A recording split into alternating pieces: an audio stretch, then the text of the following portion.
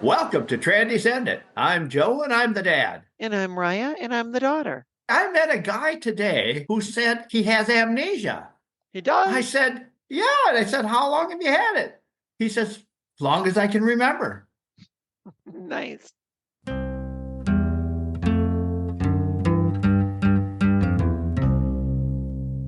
We're pleased to have today a guest from Canada, our neighboring country. We're excited about having her here. This is Martha Juillerat.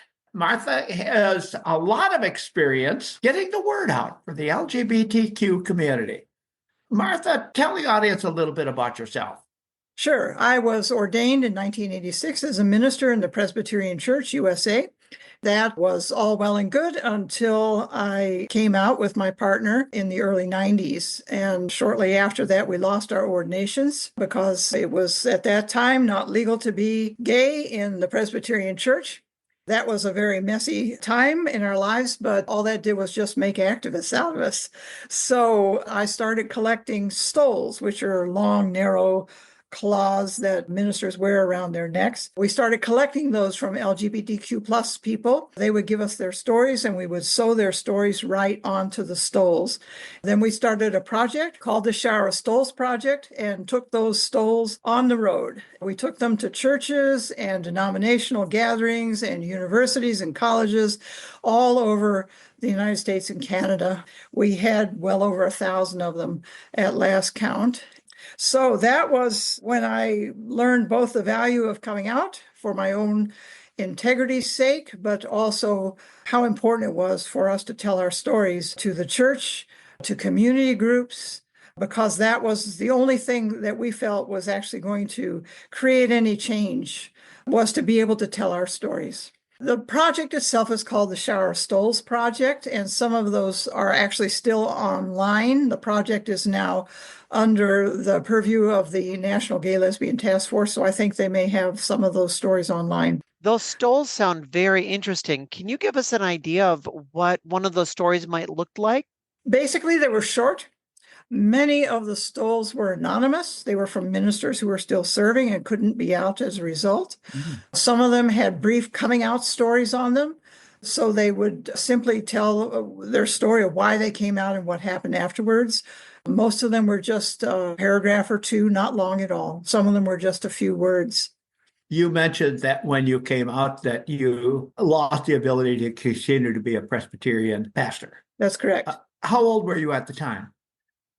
Ooh, let me think. I would have been, it's a little ancient history here. I actually lost my ordination when I was 39 years old. So 30 years ago. So you had been continuing to be a pastor prior to that, Yes. knowing that you were a lesbian. What about the people in your congregation? How did they react? My partner and I were both serving churches in Missouri at the time, which was not exactly friendly country. Oh, We left our churches with the intention of coming out publicly. And then we came out during a meeting of the Heartland Presbytery, which covers Western Missouri and Eastern Kansas. The news was not received well by our former congregations, but we knew we weren't going to be safe where we were. We were serving churches in rural Missouri at the time, and we actually moved from there into Kansas City, where we knew we'd be a little safer after coming out. As I said, it was a very difficult time.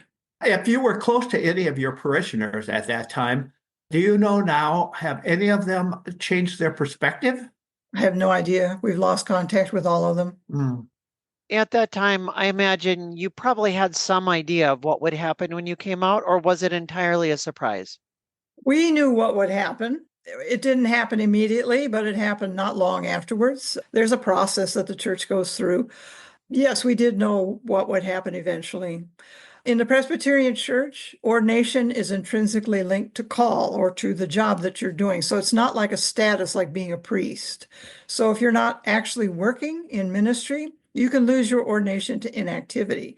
And eventually that's what happened to me, that I could no longer work. And so I risked losing my ordination to inactivity. To prevent that from happening, though, I had the choice to voluntarily set aside my ordination. And I chose to do that because it allowed me to make a public statement on the day that that happened. And that's, in fact, when the shower stoles started, because I asked people who were in the Presbyterian Church, who were also LGBTQ, who were serving in churches, to send me their story and send me a stole. We sewed those stories onto those stoles and actually hung them up in the church where I lost my ordination, so that people would know it wasn't just me, that this meant a lot of people. And it was a witness, and that's what I've been doing ever since. So after that, did you then almost immediately decide that you were going to go out and spread the word? The Johnny Appleseed of your vision? Well, we were hoping we would get a couple of dozen stoles for that event. We got 80, and then people didn't get the deadlines, so we landed up getting more and more and more of them till we had 200 of them. And we took those to a large gathering of queer Presbyterians, and they just kept coming, and suddenly we had hundreds of them. So I turned it into a thing from there. And when did you start going out and speaking to people in churches and other areas? Were you looking to spread the word? Well, we had been starting to do that already, but when I lost my ordination, I started doing that basically full time. Did you just contact churches and tell them you wanted to speak there, or did they immediately start contacting you? Well, two things happened, one of which is that people in the Presbyterian Church knew that I was doing this publicly, so the word had gotten out some. The second thing that happened was that when we took these to that large gathering of LGBTQ plus Presbyterians, we took 200 stoles to that event, and they saw them. People started asking, could we bring some of those stoles to their church and show them to people and talk to people about them? And it kind of grew organically from that, but it did start happening almost immediately, yeah. And then we started at our own expense, taking them to other events, like to the General Assembly of the Presbyterian Church, to the General Conference of the United Methodist Church, to synod meetings, to things like that, and just started gathering donations that would allow us to show these stoles and tell these stories to other people. So I would take time in these gatherings to tell people's stories. I suppose what makes it so powerful is that you're not just telling the story, but each one of those stoles is a visual representation of somebody with a call to serve a community. And so as our communities are not welcoming, you can see that visual representation of all of the lives that are affected. Right. And they're extraordinarily personal stories, even though they're not very long. They're remarkably personal and remarkably moving. And that affects people. One of the places where we had the stoles hanging was in a church at the meeting where Gene Robinson was elected the first bishop. And we heard back later from a number of people, including a couple of bishops, who before that vote just walked through and read those stories. And one at least wrote us in a letter later and said he had changed his mind because of those stories, because those personal stories had so impacted him. That's why we made such an effort to get those stories out to people and to show those stoles as far and wide as we could. Having a visual is so critical. It does really help you realize the impact and just how broad this is and how amazing. I love that whole idea. And I just can envision in my mind what that must look like. Oh, yeah. It's a powerful thing to see. When I moved to Canada, we turned that project over to the National Gay Lesbian Task Force because they really were more able to handle it once we moved. So I don't really know what they're doing with it now. But during the years that I dealt with it, yeah, it was a very powerful witness. The stories change people's lives. That's all there is to it.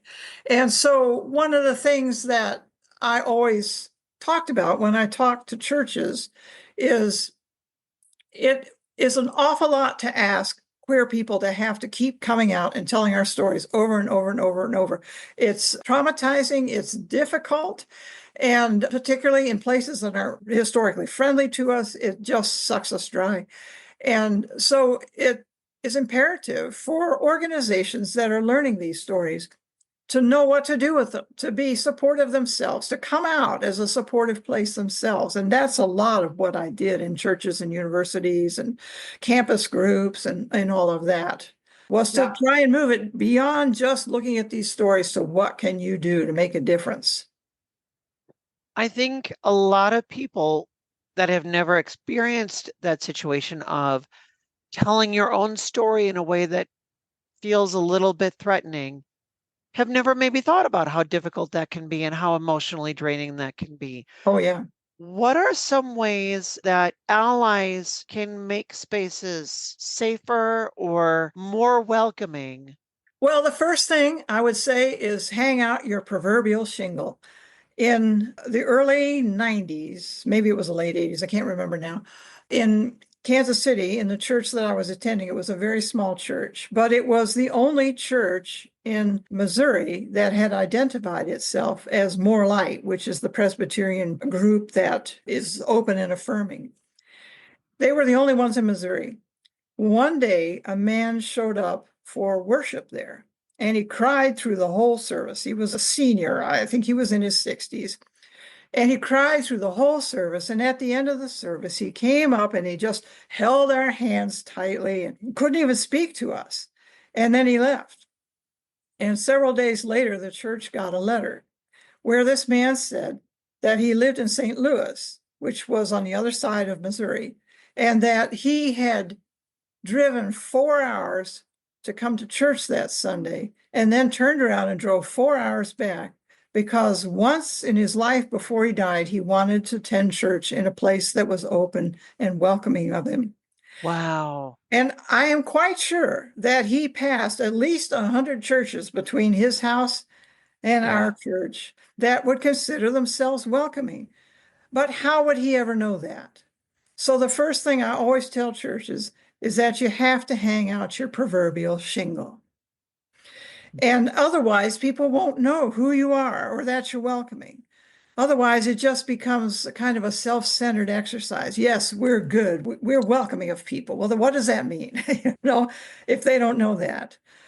So hang out the sign, become affirming, affiliate with whatever group your denomination or university is attached to. And do you have any recommendations for non-church groups? So you mentioned universities or any other groups of ways that you can make your group more affirming? Well, make yourself visible. So for PFLAG, one of the things I always tell PFLAG groups is just be everywhere. So go to the county fair and sell popcorn. Go to events in your community and show up and have literature available and hand it out. Put in ads in your local newspaper, or I mean, newspapers are kind of old these days, but find ways to, but a lot of little towns still have those, but find ways to get yourself out in public. And that way people can see that you're there. For university groups, there's all kinds of ways to advertise university groups. And sometimes they can attach themselves to LGBT groups. If they're, for instance, a campus ministry, seek out the LGBT groups and say, you may not be religious, but we want to be affirming of you. We want to be advocates. How can we help you? So another way is simply to find people in the community that you're in and ask them, how can we be of help to you? What can we do to support your group? And don't wait for an answer. Just start being supportive. Show up at Pride, get a booth, hand out literature. That's what I tell churches to do. And that's what I tell university groups to do. That's what I tell everybody to do. Just show up. And that's a real important way to start. I am Mark Ziemer, a listener and supporter of Transcendent. I've been a Lutheran pastor for 45 years, and oh, what a journey that was for me to understand the LGBTQIA community and what that meant. I was so not understanding and hurtful. So this podcast is incredibly important to really educate and understand and to hold relationships together. So I urge you to consider listening, of course, but also supporting. You can go to transcendent.com and click on the heart with a support button. You can give as little as $3 a month, and you can cancel at any time. Important for all of us on this journey of understanding, keeping relationships together, truly being people of love. I've heard some people say, we're in 2025 now. The world is so much more open and inviting, certainly than it was in the 1990s when you were first going through some of these things. Maybe there's not a need like there was back then. Would you talk about how you feel about that? Lord have mercy. I could talk about that all day. We need advocates and we need supportive organizations as much now as we ever did, for several reasons. One of which is that young people are still coming out and need support in doing that. They may not have support of their families. Things may be better than they were, but not for any individual family, not for everybody. It's still difficult for some kids to come out. It's still difficult for some adults to come out. For people who have grown up in more conservative church backgrounds, it's still terribly difficult to come out. And so people still need to know that there are people who support them out there. And obviously things in the United States often feel like they're one step forward and two steps back. I think there's going to be an awful lot of threat to LGBTQ plus people and communities in the next 4 years. And so people need to redouble their efforts to be supportive, to be advocates, and to be out there and to be vocal and to be very visible and not just roll over and be steamrolled. Particularly for people who are supportive of the trans community. The trans community is taking a tremendous amount of heat right now, and they need support. They need our support. They need everybody's support. And they need for people who are not trans to say, we don't support this kind of hate, and do it loudly. When you go in and speak to these groups, you're speaking there because either you've been invited or you're being welcomed as you come in there. But when you've done that over the years and all of the different presentations you've made, have you encountered any pushback? Oh, yeah. Of course we have. Some churches who invite people in to speak are just starting a process of exploring this. It may be because in some cases, when I've spoken in places, it's because someone, often a young person in the congregation, has come out and they don't quite know what to do with that information. And they are trying to explore that, or they want to be a support to the individual, but they're not sure how. And sometimes that's a very adversarial process where some members of the congregation and perhaps the pastoral leadership are very supportive, but others in the congregation are not. And so, yeah, certainly we've run into a lot of problems with that. And we took our fair share of heat, not as much recently, but certainly in the past for that. When you say not as much recently, does that mean that you think that things are getting better, or is it just because you're more well known? Well, I think it's probably because I'm doing less speaking these days, but since I moved to Canada, and I've moved to a rather liberal part of Canada, so that does make a difference. This part of Canada is pretty accepting of LGBTQ folks. It's not universal, but it's certainly better here. And I think times have changed some, and I think times are still really tough in the United States, I have to say. Yes, they are definitely tough, but they are changing. That we know. I kind of equate this with any other hate group or any other group that is just not accepting. And you can look at some of those groups that have made a lot of gains, but there are still people out there that will never change that. Of course. There are still today groups of Nazis around. When you know everything that they stood for and everything they've done, will we ever convince all those people that that's just not the right way? Of course not. And so there always will be a faction that is not accepting and certainly not affirming and never will be. It's something that we have to live with. But instead of being a vocal minority, we're moving more toward becoming a vocal majority because we've got enough people who are affirming that are agreeing with this. People like me, for example.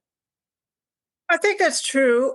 And I can see, even in the United States, where progress has been made and where it's made a difference. For instance, same-sex marriage was not something that was acceptable in fairly recent history. And then Gavin and people like that in California started really pressing the issue publicly.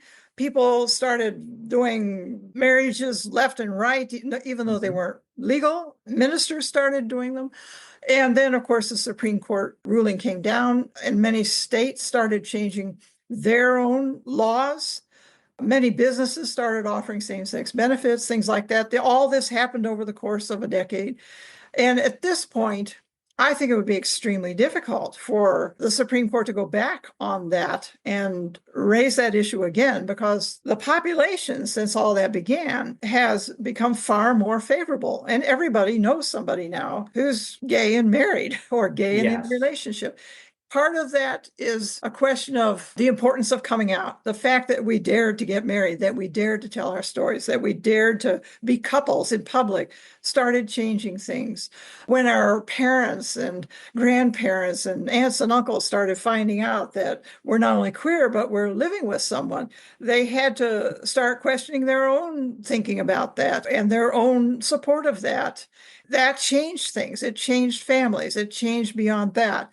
Right now, the majority of at least the northern United States is in favor of queer marriage. And it's like, if it's good for them, then good for them. It would be very hard to go back now. When you speak at various groups and organizations, is it pretty much the same message, or do you have different themes that you address? Well, it depends on the group. I would speak differently to a church than I would to a secular group. I would speak different to young college students than I would to a seniors group. It really depends on who I'm talking to. Well, I understand that you're talking about delivery, but I'm talking about the message itself. Mm-hmm. Would the message be a lot different, or is it the message is all accepting? I don't think the message would be very different. The message is that it is up to all of us to create a more welcoming world. No matter what your situation is, it's up to all of us to create a more welcoming world from your spot in the world, a campus group or a PFLAG group or a congregation or whatever. When I first came out, I was in a very conservative church, and I ended up leaving that church is what I needed to do. But during that transition period, I remember speaking with somebody who said, I see you after church and I can tell you're going through something emotional, and do you want to talk about it? And I said, well, I can share with you. And I shared the whole story with him. And his response to me is, you are deceived by the devil. And thankfully, at that time, I had a strong enough support group that didn't affect me that much. But I think about that situation. What advice do you have for somebody that is just coming out and they're in an environment that's maybe not very safe or not very welcoming or affirming? Do everything in the world you can to find safe space. Get on the internet and see if you can find groups in your area that are supportive. Find churches that are supportive. Find PFLAG groups that are supportive. Find somebody who's supportive and seek them out. Seek out the support of that group. It is not up to us individually to change the world. We have to take care of ourselves as well. And that's number one. We have to take care of ourselves. The entire time I was doing this work, I was doing it within the larger cosmos of supportive queer folks in affirming organizations within denominations. I worked over time with 27 different denominations, and within those denominations, many of them had LGBTQ queer support groups. Sometimes they were very small, sometimes they were large national organizations, but I worked within those groups a great deal. So I wasn't out on a limb alone at all during this time. That didn't mean that the work was any easier. It certainly wasn't. But I knew that there were people out there who had my back. If somebody wants to become a welcoming group, I would encourage them, if they're a church, to find out if there's an affirming body within their denomination. So for instance, in the Presbyterian Church USA, that was more like Presbyterians, but the Methodists, the UCC, all these other denominations, Lutherans, they had groups within the denomination doing this work. And there are sort of umbrella evangelical groups, so that even if people are coming out of a conservative evangelical background, there are evangelical supportive groups all over the place that can be found on the internet. And I would suggest that congregations find those groups. If there's a community group, like a group that wants to create support for themselves, PFLAG is a marvelous organization to do that through.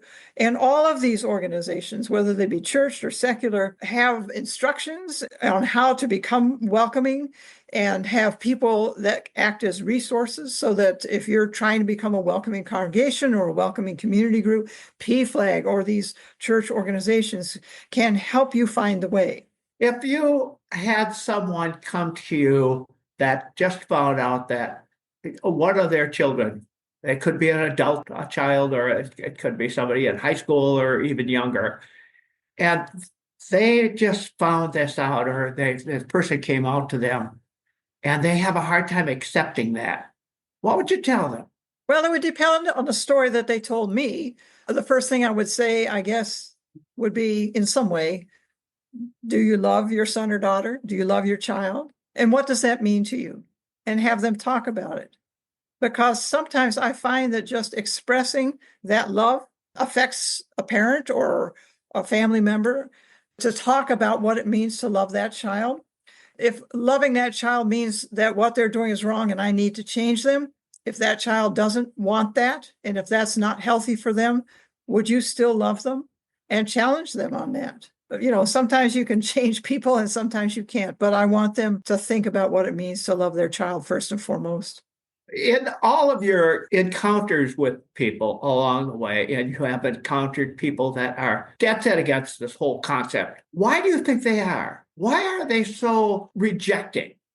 Well, in most of the instances where I run across that, it's because of religion. I don't know a whole lot of people who aren't religious that are that negative. I'm afraid that religion has kind of soured the air for a lot of LGBTQ folks. Deeply held beliefs are very hard to break, but I know an awful lot of people who have gone and done their homework around those things. One of our greatest advocates in Missouri was a woman who grew up in the Nazarene church, became a minister in that denomination. And when her son came out to them, they started thinking about that. And she said they did their study, they did their homework on it. And she said, quote, and so we changed our theology. Oh, that's great. When we did our episode looking at biblical arguments that people sometimes use, I brought up the fact that, of course, the Bible says lots of things. For instance, it says that if there's somebody in the nation next to you and you want to own them as a slave, that you can go ahead and do that. And we don't practice that any longer. But I'm curious for you as a Canadian now, do you think that would be okay to own somebody from a neighboring country? No. No. That would be a big no. We had people contact us and say, are you sure it's wrong to own a Canadian? Yeah. I don't think ownership would be the right term for it. Maybe not. No, we've had a lot of back and forth about that too. A lot of people contact me about the immigration system up here on a regular basis. So yeah, I get it. Yeah. But let's not go to ownership, please. No. No, but just as times change there, times change in terms of our understanding of sexuality and orientation. Yes. And it's really important that all it takes, I feel like, is when you know somebody and you know the struggles that they've gone through, that it's not a bad thing to be who you are. It's a good thing. It's a deeply good thing. It's a deeply affirming in our humanity. It affirms us in who we are and who we were created to be. And anytime you know somebody and you see what they're going through and how that makes them more authentic, it's really hard to ever turn your back on that once you understand. It's true. Find the courage of your convictions, whether that be your faith or whether that be your political convictions or whatever it is. Find your strength, because it's one thing to say you love your child. It's another thing to walk in a pride parade with them. It's one thing to say you love somebody in your church. It's another thing to become an affirming congregation. That takes some courage, particularly if you're not an outspoken person. It takes courage to speak out. It takes courage to own that belief. When I was speaking to a group in the United Church of Canada outside of the Toronto area about this and doing a workshop, one of the people who was in that workshop about becoming an affirming congregation said that they had stuck a rainbow flag out on their sign. And shortly after they had done that, somebody threw a rock through one of their stained glass windows. And they said, now we're wondering if it's worth the risk of doing this, of putting that sign out there, leaving it out there. And I just stopped in mid-sentence. I said, for you, this is a terrible inconvenience. You're going to have to raise a whole bunch of money and replace a stained glass window. And this could happen again. And it may cost you more money to keep fixing up your church with graffiti or anything else. That's a terrible inconvenience for you. But for me, speaking in churches, it's a risk. Because every week I walk into a church and wonder, is this the place where somebody's going to want me dead? Yeah. You need to find the strengths of your convictions and be a welcoming church. Martha, well said. Very well said. Anyone who is listening to this podcast is going to get a lot from what you just delivered. It can definitely be very risky to come out. But one thing that is never risky is listening to this podcast. Martha, thank you so much for joining us. We're so grateful to have you here. Boy, I feel like I could just sit and chat with you for hours and hours and never run out of things to talk about. Thank you for joining us. We're so grateful to have you. Thank you. And with that, we'll see you Monday.